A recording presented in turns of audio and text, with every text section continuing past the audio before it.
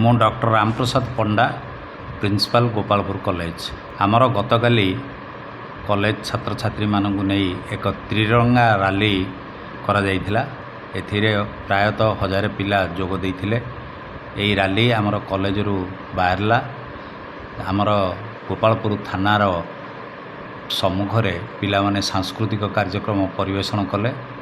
ତାପରେ ପୁରା ଗୋପାଳପୁର ସହର ବୁଲି ଆସି ଆମ କଲେଜରେ ପହଞ୍ଚିଲେ। ସେଇ ଭିତରେ ଆମର ଗୋଟେ 100 ମିଟରର ଗୋଟେ ଫ୍ଲାଗ୍ ଫେବ୍ରିକ୍ କରାହେଇଥିଲା, ଯେଉଁଟାକି ପିଲାମାନେ ଧରି ଏହି ରାଲିରେ ଯୋଗ ଦେଇଥିଲେ।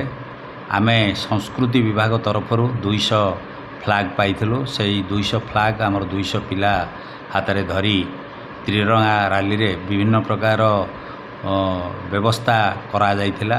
ପିଲାମାନଙ୍କ ଏହି ତ୍ରିରଙ୍ଗା ରାଲିର ଆବଶ୍ୟକତା କ'ଣ ପିଲାମାନେ କହିଥିଲେ ଏବଂ ଆମର ଜାତୀୟତା ବୋଧକୁ ସେମାନେ ପ୍ରଚାର ପ୍ରସାର କରିଥିଲେ ବିଭିନ୍ନ ସାଂସ୍କୃତିକ କାର୍ଯ୍ୟକ୍ରମରେ। ଆମର ଥାନା ପରିସରରେ ଆମର ସମ୍ମାନାସ୍ପଦ IICଙ୍କ ଅନୁରୋଧ କ୍ରମେ ଆମର ଜାତୀୟ ସେବା ଯୋଜନା ଶିବିର ତରଫରୁ ତାଙ୍କରି ଏହି ପଛପଟେ ଆମର ପିଲାମାନେ ବୃକ୍ଷରୋପଣ କରିଥିଲେ। ଏହି କାର୍ଯ୍ୟକ୍ରମରେ ଆମର ଥାନାର ସମ୍ମାନାସ୍ପଦ IIC ସହଯୋଗ କରିଥିଲେ ଏବଂ ଆମର ଏଇ ଯେଉଁ ରାଲିରେ ମଧ୍ୟ ଆମେ ଥାନାକୁ ଜଣାଇଥିଲୁ। ଆମର IIC ମହୋଦୟ ଏବଂ ତାଙ୍କର ସମସ୍ତ କର୍ମଚାରୀ ଆମକୁ ଦିନ 11ଟାରୁ ଆରମ୍ଭ କରି ରାଲି ସରିବା ଯାଏଁ ସମ୍ପୂର୍ଣ୍ଣ ସହଯୋଗ କରିଥିବାରୁ ଏହି ରାଲି ଶୃଙ୍ଖଳା ସହିତ ସମାପ୍ତ ହୋଇଥିଲା। ଏହି ମର୍ମରେ ମୁଁ ଥାନା ଆମର ସମସ୍ତ କର୍ମଚାରୀମାନଙ୍କୁ ମୁଁ ଧନ୍ୟବାଦ ଅର୍ପଣ କରୁଛି। ଗୋପାଳପୁର କଲେଜର ଅଧ୍ୟାପିକା ଅର୍ଥନୀତି ବିଭାଗର ଗତକାଲି ଆମ କଲେଜର ହରଘର ତିରଙ୍ଗା ରାଲି ହେଇଥିଲା। ଏହି ରାଲିରେ ଆମ କଲେଜର ସମସ୍ତ ଛାତ୍ରଛାତ୍ରୀ, ଅଧ୍ୟାପକ ବୃନ୍ଦ ଓ ଆମର କଲେଜର ମୁଖ୍ୟ ଅଧ୍ୟକ୍ଷ ସାର୍ ଏହାକୁ ଉଦ୍ଘାଟନ କରିଥିଲେ।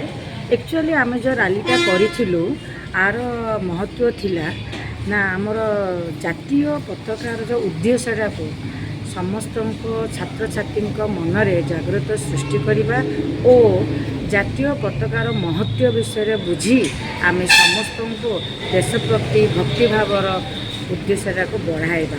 ଆମେ ସମସ୍ତେ ଜାଣିଛୁ ଆମ ଦେଶର ଗର୍ବ ହେଉଛି ଆମ ଜାତୀୟ ପତାକା। ତେଣୁ ଏହି ଜାତୀୟ ପତାକାକୁ ସବୁବେଳେ ଟେକ ରଖିବା ପାଇଁ ଓଡ଼ିଶା ସରକାର ଏ ହରଘର ତିରଙ୍ଗାର କାର୍ଯ୍ୟକ୍ରମ କରିଛନ୍ତି। ଆଉ ଯେଉଁ କାର୍ଯ୍ୟକ୍ରମକୁ ଆମ କଲେଜର ଅଧ୍ୟକ୍ଷ ଡକ୍ଟର ରାମପ୍ରସାଦ ପଣ୍ଡା ସାର୍ ତାହାକୁ ବଜାୟ ରଖିବା ପାଇଁ ଆମର କାର୍ଯ୍ୟକ୍ରମକୁ ଆଗେଇ ନେଇଥିଲେ।